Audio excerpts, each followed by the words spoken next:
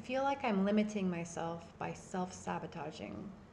I get to a certain point and I don't believe I can do any better than I've done up until now. So I either abandon or sabotage myself. What can I do and what's going on?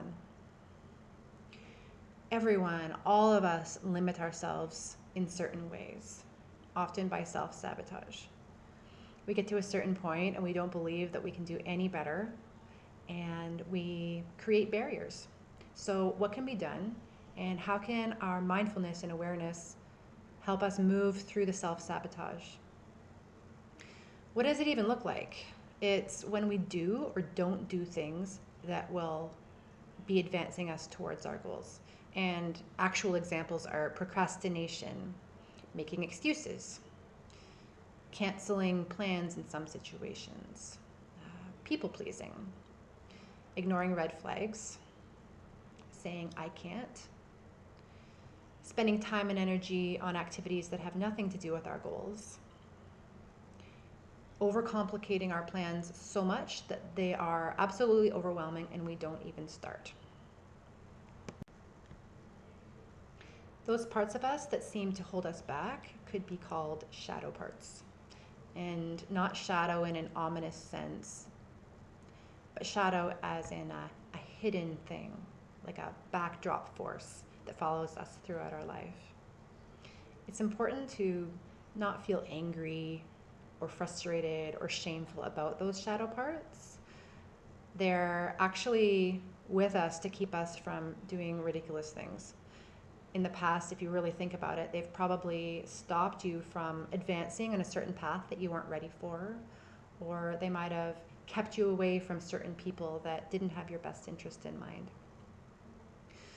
The result of completely ignoring these shadow parts is that we do stay stuck for longer than is necessary.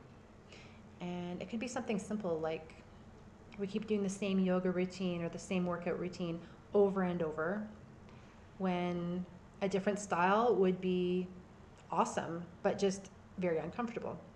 We might stay very routine-like in our job and never learn anything new.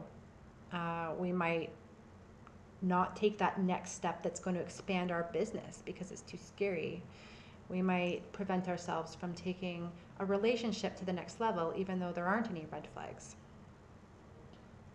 Sometimes we totally plow through, ignore those shadow parts, and use force to move forward, which can work in some situations.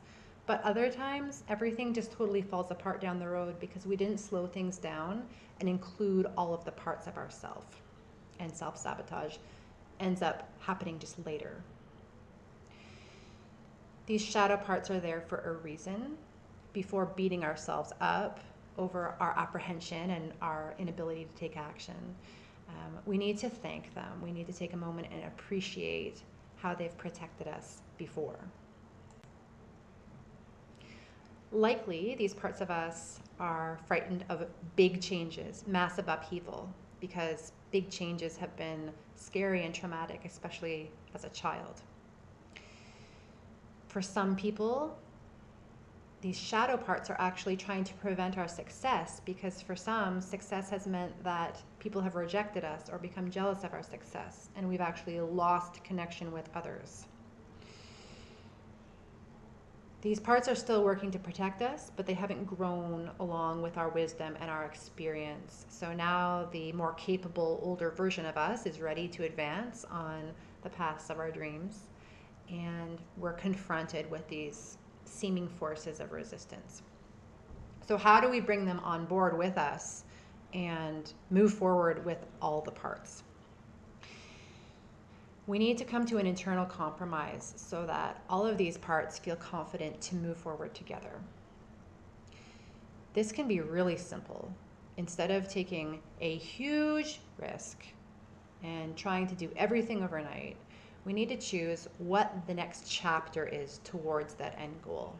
Because chances are the shadow parts are going to be okay with you implementing your next phase. They're just actually really scared of the end goal.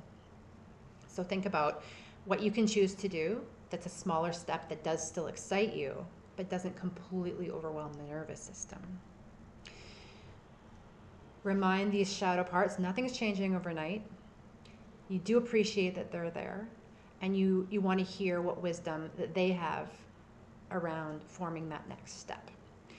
So once these parts are informed, they're usually okay with our next phase.